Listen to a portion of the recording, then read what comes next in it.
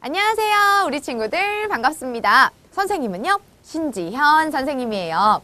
우리 친구들 저 두 번째 2강에서는요. 문명의 발생입니다. 아주 본격적인 역사의 시작이다 라고 할 수 있겠는데요. 자, 문명이라고 하는 것은 어떤 모습으로 어떻게 형성되었는가. 자, 역사의 시작. 뭔가 이렇게 쓰여져 있는 글자로 확인할 수 있는 그 역사의 시작이 문명의 시작이다라고 이야기를 할 수 있겠는데요. 세계 4대 문명 살펴보도록 하겠습니다. 문명 발생의 배경. 우리가 배우는 문명 발생의 배경은 일단은 지리적으로 이런 특징을 가지고 있대요. 첫 번째, 큰 강유역. 사실 세계 4대 문명 우리 친구들 한 번쯤 다 들어봤을 텐데 얘네들은 다 강을 끼고 문명이 형성이 됐거든요. 큰 강유역. 왜 그런지 알지? 큰 강 유역에서 농사 지으면 주변에 물을 쉽게 구할 수 있기 때문에 상당히 사람 살기 좋습니다. 그래서 큰 강 유역을 바탕으로 시작이 됐고요. 관계 농업이 필요하다라는 이야기가 나와요. 우리 친구들 관계 농업이라고 하는 것은 물을 농사에 쓰는 그런 방법들을 이야기를 합니다. 그리고 대규모 인력이 동원되는 것이 필요하게 되면서 지배자가 등장을 하게 된다라고 하는 겁니다. 지배자가 등장을 하게 된다. 계급이 발생한다라고 하는 부분은 청동기거든요. 청동기가 사용됐었던 부분을 이렇게 같이 연결 지으시면 됩니다. 청동기 사용은 이때 당시 정복전쟁 활발했었어요. 왜? 석기를 지니고 있는 사람들과 청동기를 지니고 있는 사람들과 더 우월한 무기를 가지고 있는 사람들이 이기는 거죠. 그러면서 정복 활동이 활발해졌고요. 계급 분화가 촉진되게 됩니다. 정복을 당한 사람과 정복을 한 사람이 구분된다는 거예요. 그게 바로 조금 어려운 말로 계급 분화인데 정복 당해서 너 나한테 복종할래? 아니면 복종을 당하는 사람과 복종을 하게끔 만드는 사람으로 구분된다는 거예요. 그렇게. 지배계급이 통치를 하게 되고 제사를 위한 여러 가지 제도들, 방법들 생각해내게 됩니다. 그러면서 도시국가가 형성되게 되었다. 그리고 세계 4대 문명은 문자가 쓰이거든요. 이 문자의 발명, 이러한 것들이 문명 발생의 배경이 된다라고 하는 거예요. 문명 발생의 배경. 이러한 것들을 바탕으로 해서 문명이 발생됐구나. 반대로 보면 지리적인 배경에서 큰 강 유역이 있었다. 얘네들은 다 강을 끼고 있었던 애들이야 라고 확인할 수 있습니다. 문제는 세계 4대 문명 이렇게 그냥 단순하게 이건 물어보고 이제 답하고 그런 부분에서 지도가 나와요. 지도가 나오면서 너네 세계 4대 문명 여기 지금 내가 표시한 이 부분 특징 잘 알고 있니? 이렇게 물어봅니다. 그렇기 때문에 우리 친구들이 반드시 확인하셔야 될 부분은 세계 4대 문명의 위치예요. 강은 반드시 연결할 수 있어야 돼요. 강이 표시되어 있을 수도 있고 표시되어 있지 않을 수도 있어요. 강의 이름이. 우리 친구들이 위치를 확인하실 수 있어야 됩니다. 자, 세계 4대 문명은 메소포타미아, 이집트, 인더스, 중국 문명으로 나뉘어진대요. 메소포타미아 문명은요. 티그리스, 유프라테스 강. 강 이름이 겁나 길어. 티그리스 강이랑 유프라테스 강이에요. 근데 얘네들의 강이요. 요렇게 겹쳐져 있어요. 그래서 요게 이렇게 휘어져서 초승달 모양의 아주 비옥한 토지가 형성이 됩니다. 메소포타라고 하는 말 자체가 강 사이에라고 하는 단어거든요. 강 사이에 형성된 아주 비옥한 땅에서 문명이 발생됐다. 메소포타미아 문명. 그리고 이집트는요. 나일강. 인더스 문명은 인더스강, 중국은 황허강, 황하강 이렇게 이야기를 하기도 해요. 그냥 그런 문명이 있다. 중국 문명은 그렇다. 이렇게 보시면 됩니다. 세계 4대 문명은 강을 끼고 형성이 되었다. 큰 강 유역에 있다. 온화한 기후를 보인다. 근데 이 온화한 기후를 보이는 이유는 위치 자체가 사람들이 딱 살기 좋은 위도의 위치를 하고 있어요. 그래서 북반구 중위도 이 얘기가 기후에 영향을 미칩니다. 그러면 보고 올까? 세계 4대 문명의 모습. 세계 4대 문명의 모습이에요. 지금 얘네들이 요 부분만 이렇게 확대돼서 그렇지 지도에서 보면요. 중간에 그냥 이렇게 쭉 위치를 하고 있습니다. 이렇게. 중간적 특징을 띈다. 북반구에 위치를 한다. 뭐 세계 지도, 지구본에서 보면 적도 위에 이 부분에 다 형성이 되어 있습니다. 세계 4대 문명은 인더스 문명, 인더스 강이 이렇게 흐르고 있어요. 그리고 나일강, 이집트, 티그리스, 유프라테스 강이 형성되면서 초승달 모양의 그런 문명이 형성됐고 황허강의 중국 문명이 우리와 제일 가깝습니다. 이렇게 우리 친구들이 보니까 어때요? 세계 4대 문명이 비슷한 위치에 있다. 그러면 기후도 비슷할 수밖에 없죠. 태양을 받는 그 에너지가 비슷하기 때문에 그렇다. 세계 4대 문명의 모습 살펴봤습니다. 자, 그러면 이렇게 세계 4대 문명의 모습까지 살펴봤어요. 좀 구체적으로 하나하나 한번 살펴볼까요? 얘네들의 문명은 어떠한 시기에 언제 또 어떤 모습으로 발달을 해왔는지 모습 봤으니까 하나하나 한번 살펴보도록 할게요.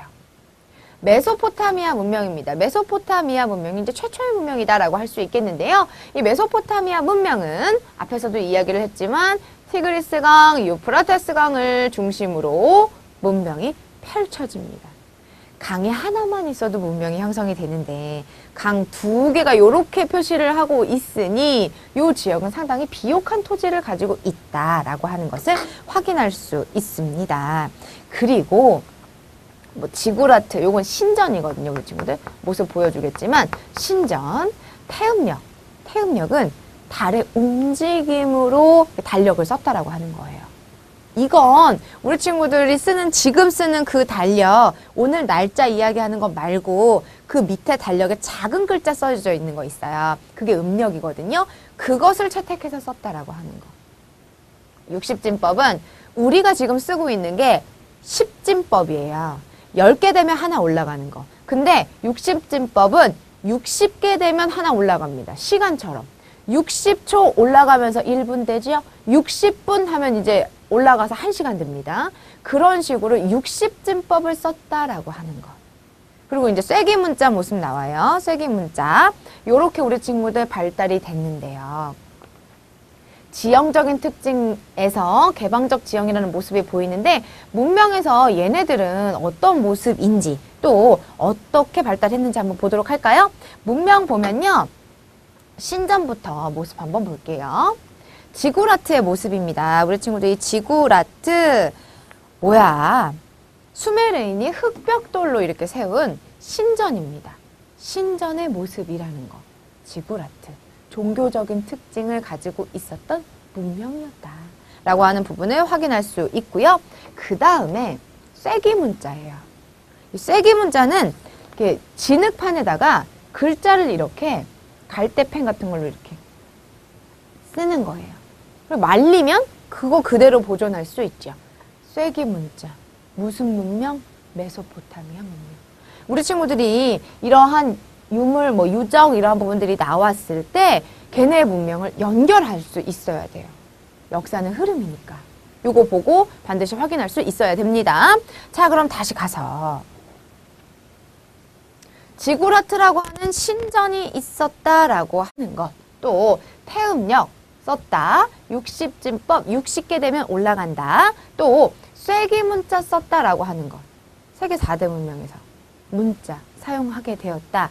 메소포타미아 문명은 쐐기 문자구나. 근데 지형적으로 보면요. 이곳을 가는 데에 있어서 큰 산이 있어서 가기 힘들다. 그런 게 아니었다는 거예요. 왔다 갔다 하기 너무 편하네요. 그러면 그곳에 살고 있는 사람들도 왔다 갔다 하기 편한데요. 그곳에 살지 않은 사람들도 왔다 갔다 하기 편합니다. 그게 무슨 말이야? 왔다 갔다 하기 편하다라고 하는 것이 다른 민족의 침입이 너무 편리하다는 거예요. 그러면서 얘네 신전이 있었다 그랬잖아요. 비는 거야. 제가 올해에는 내가 실컷 농사 지은 거 뺏기지 않고 살게 해주세요. 올해에는 제가 살면서 정말 행복하게 살 수 있게 해주세요. 라고 하는 생각을 갖게 됩니다. 지금 사는 삶이 더 중요하다라고 생각을 하는 거예요. 왜? 농사 실컷 지어놓으면 뭐해? 개방적 지형이니까 자꾸 침입해서 들어와서 내 거 뺏어가고 약탈해가고 그러니까 이렇게 현세를 중시하게 됩니다. 지금 삶이 너무 중요한 거예요. 현세적 종교관을 가졌다라고 하는 것. 지형과 같이 연결해서 기억을 해 두셔야겠습니다. 요렇게 봤어요. 그리고 이제 이것을 이어서 함무라비 왕입니다. 함무라비 바빌로니아 왕국이 건설이 되게 됐는데 기원전 18년경 18세기 무렵에 메소포타미아 지역을 통일하면서 등장을 하게 됩니다. 함무라비 왕은 함무라비 법전을 썼어요. 참 외우기 좋게 이렇게 연결이 돼요. 함무라비 법전의 내용을 한번 살펴볼까요? 요 내용, 함무라비 법전의 내용 한번 보겠습니다. 함무라비 법전이에요. 요 내용을 한번 보면 아들이 아버지를 때리면 두 손을 자른다. 좀 무섭죠? 두 번째, 귀족의 눈을 멍들게 하면 그의 눈도 멍들게 한대요. 아하, 얘네 귀족 얘기 나오는 거 보니까 계급이 존재했어. 눈을 멍들게 하면 그 눈도 멍들게 한다. 눈에는 눈, 이에는 이, 보복주의입니다. 다른 사람의 뼈를 부러뜨린 자는 그 뼈도 부러뜨린다. 보복주의죠. 귀족이 평민의 눈이나 다리를 상하게 하면 은화 일미나 얘네 화폐 썼어. 이런 부분 확인했고 귀족이 다른 귀족의 이를 부러뜨린다면 그의 이도 부러뜨린다. 눈에는 눈, 이에는 이. 보복주의입니다. 귀족이 평민의 이를 부러뜨리면 은하 3분의 1 미나를 지불한다. 신분 있었고요. 화폐 썼습니다. 계급이 있었다라고 하는 것 철저한 보복주의의 형태였다라고 하는 것이 함무라비 법전의 핵심이에요. 메소포타미아 문명이 발달해서 그 지역을 통일하고 함무라비가 좀 더 효율적인 통치를 하기 위해서 법전을 썼는데요. 보복주의, 눈에는 눈, 그거 우리 친구들 기억해 주셔야겠습니다. 그런데 이렇게 함무라비가 죽고 나서 좀 그럴싸한 강력한 힘을 가진 사람이 등장을 하지 못합니다. 그러면서 쇠퇴하게 되죠. 함무라비 왕이 죽은 후에 분열이 있었고 이때 당시에는 청동기를 사용했었다라고 했잖아요. 자, 청동기를 사용했었던 문명의 사람들이 철제 무기를 가진 사람을 이길 수 있을까? 아니죠. 철제 무기를 가진 히타이트에게 멸망을 당하게 된다라고 하는 겁니다.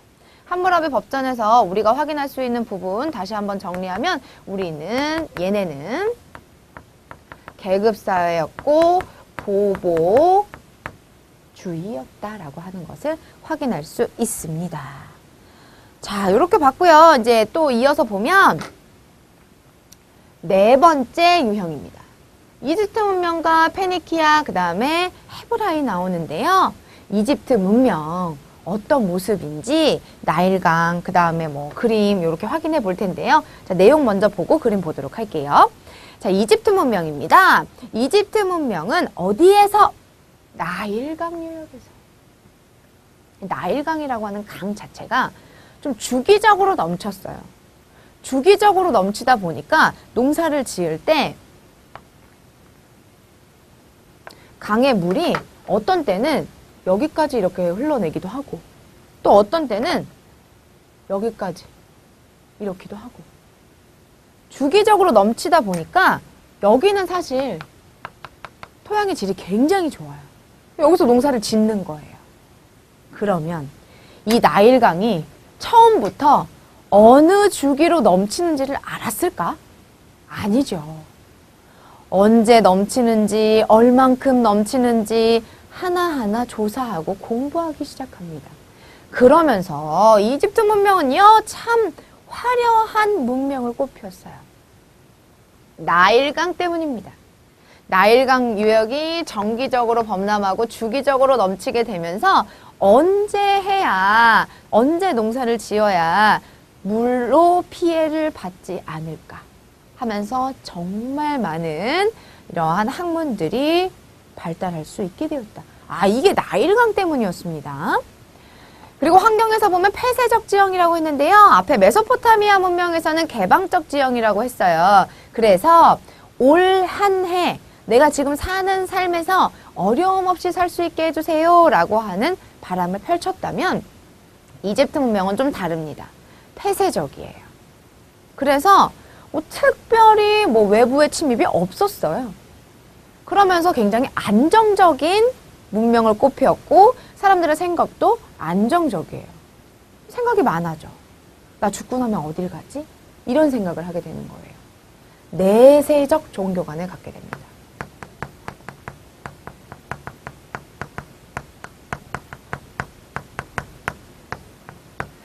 메소포타미아 문명이 개방적이어가지고 현세적 종교관을 가졌다. 그런데 이집트 문명은 폐쇄적 지형이어서 내세적 종교관을 가졌다라고 하는 부분을 우리 친구들이 반드시 비교해야 됩니다. 이렇게 지형이 종교관에 영향을 미친답니다. 또 정치를 바라보면 파라오의 신권 정치. 왕을 이야기하죠. 파라오는 나 신의 대리인이야. 그럼 사람들이 이 파라오의 말을 어길 수 있을까? 아니에요. 강력한 왕권을 지니고 있었다라고 하는 거예요. 정치와 종교가 이렇게 혼합된 모습을 보이고 있었고요. 그 예가 되는 것들이 피라미드나 스핑크스입니다. 파라오의 권력을 보여줄 수 있는 유물들, 유적들 하면 어떻게 이야기를 해야 된다? 피라미드, 스핑크스 이렇게 이야기를 하면 돼요. 폐쇄적 지형이어서 내세적 종교관을 보인다고 했어요. 영혼 불멸 사상을 보입니다. 그리고 죽고 난 삶에 관심을 갖는 것이 내세 사상이에요. 그 증거가 되는 것이 미라, 사자에서 그리고 피라미드입니다. 우리 친구들 이렇게 보면 되는데 미라가 지금도 이렇게 발굴이 되면 물론 사람이 살아있는 사람의 모습으로 그대로 있지는 않더라도 형태가 잘 보존되어 있습니다. 아니 그 옛날 이집트에서 그 이집트 문명이 꽃피어졌었던 시기에 죽은 사람이 미러로 만들어졌는데 아직도 남아있어? 참 대단하다. 의학의 발달이 연결이 됩니다. 어떻게 하면 미라를 잘 보존할 수 있을까? 그걸 고민하다가 이렇게 의학이 발달하게 되고요. 태양력은 지금 우리가 쓰는 달력을 생각하시면 돼요. 또 측량술. 자나깨나 나일강이 어떻게 넘치나 내가 농사 여기다 지금 짓고 있는데 이건 없어지지 않나 이러면서 측량술 발달했고 기하학, 도형과 관련된 학문이 기하학입니다. 그리고 십진법, 우리가 지금 쓰는 10개 되면 넘어가는 그 형태의 십진법, 그리고 그림 문자 썼다라고 하는 거. 여기 지금 나와 있는 문명의 특징들은 너무 중요해요. 정말 진짜 중요해요. 이집트 문명 살펴봤어요. 이집트 문명 봤고요. 그 이후는 여기서 볼 텐데 우리 그림으로 나일강이 어떻게 넘쳤는지 피라미드는 어떤 모습인지 한번 보고 올게요. 자, 보면 지금 영혼 불멸 사상, 내세 사상 하면서 미라 이야기가 나옵니다. 미라는 의학 발달에도 영향을 미쳤다는 거예요. 이러한 사상들 자체가 시신을 잘 보관하기 위한 방법이었고요. 죽고 나서도 그 사람이 죽지 않는다고 생각한 거예요. 미래에, 나중에, 다시 이런 식으로 생각을 한 거죠. 죽고 난 삶에 대한 관심, 심판받는 모습을 그림으로 나타낸 사자의 서의 모습입니다. 이것도 내세 사상을 반영한 부분이다라고 할 수 있겠습니다. 자, 나일강의 범람과 농업에서 보면요. 나일강이 어떻게 넘쳤는지 볼 수 있습니다. 강의 범람, 넘쳤어. 가을에 씨 뿌리고 곡식이 수확돼. 다시 여름이 되면 이만큼 넘쳐. 이게요, 우리 친구들.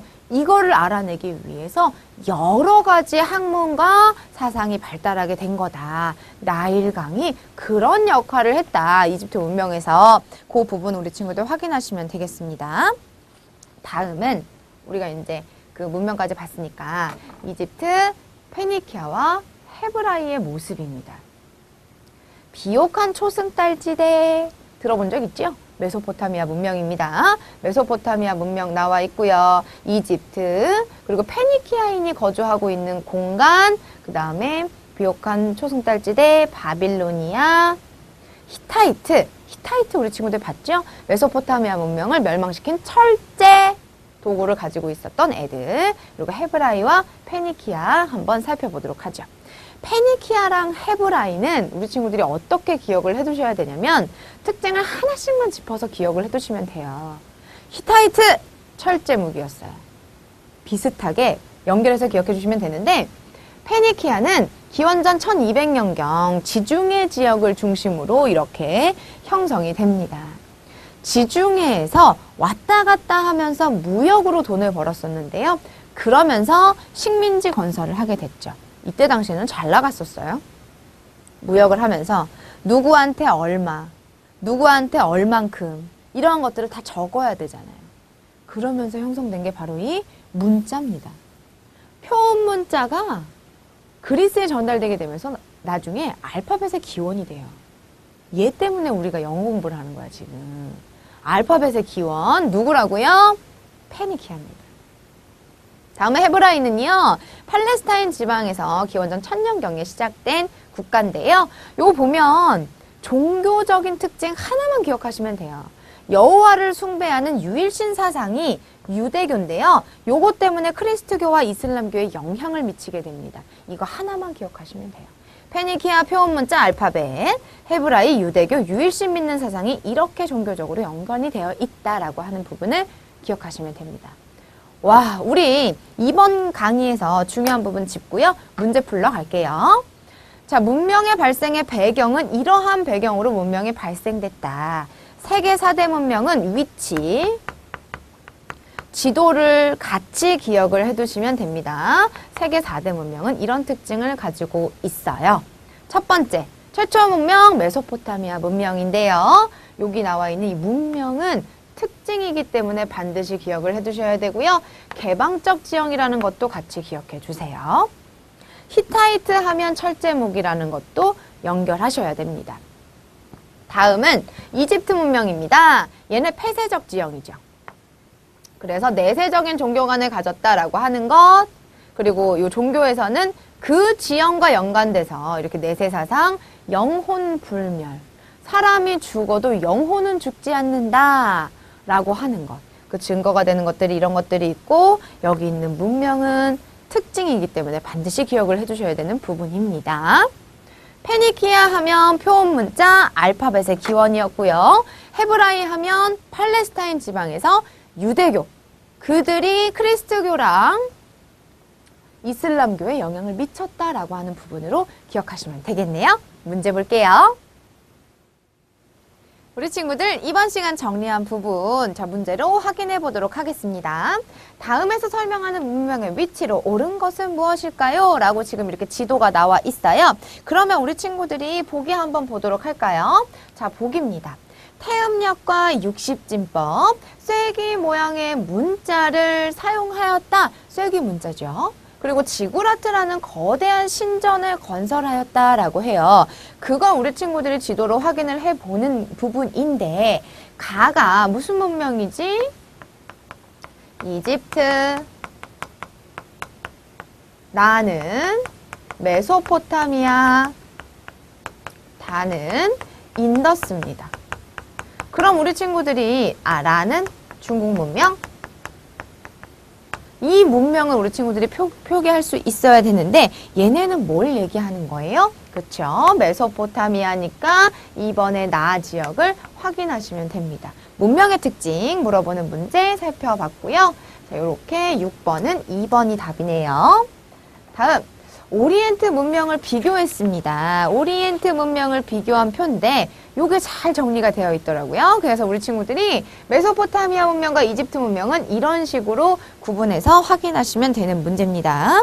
자, 내용이 옳지 않은 것. 메소포타미아는 개방적이어서 이민족의 침입을 많이 받았다. 그래서 현세적 종교관을 가질 수밖에 없었다라고 이야기를 했었어요. 이집트는 폐쇄적이어서 죽고 나면 어디를 갈 것인가 이런 고민까지 가능한 거죠. 이건 내세적 종교관을 갖게 만들었습니다. 문자는 쐐기 문자, 지구라트, 태음력, 이집트 그림 문자, 피라미드, 태양력 다 좋아요, 우리 친구들. 그런데 개방적이기 때문에 내가 나갔다 들어오는 것도 좋지만 다른 민족이 들어오는 것도 좋아요. 그래서 이집트가 통일 왕국을 유지했고 메소포타미아는 빈번한 왕조 교체가 있었다라는 부분으로 보시면 되는데요. 이건 지형과 아주 밀접한 관련이 있습니다. 5번이 틀렸네. 바꿔서 연결해서 기억해 주셔야 되고요. 자, 마지막 문제입니다. 가민족의 침입 이후에 인도 사회의 모습으로 옳지 않은 것은? 가민족이 침입을 하게 된 경로가 나와 있는데요. 가민족은 아리아인입니다. 아리아인이 침입을 하게 되면서 브라만교 성립, 카스트 제도 성립했고요. 브라만교의 성경책인 베다를 제작하게 됩니다. 철제 농기구도 맞는데요. 모헨조다로와 하라파, 위치가 여기거든요. 모헨조다로와 하라파는 원래 아리아인이 아닌 원주민들이 이 문명을 시작하면서 형성을 한 도시 문명입니다. 그러니까 아리아인이 한 게 아닌 거예요. 정답은 4번이네요. 우리 이번 시간에 문명에 대해서 싹 훑어봤거든요. 문명의 특징, 각각의 문명의 중요한 부분 지도랑 연결해서 기억해 두세요. 잘 정리하시고요. 다음 시간에 뵐게요. 수고하셨습니다.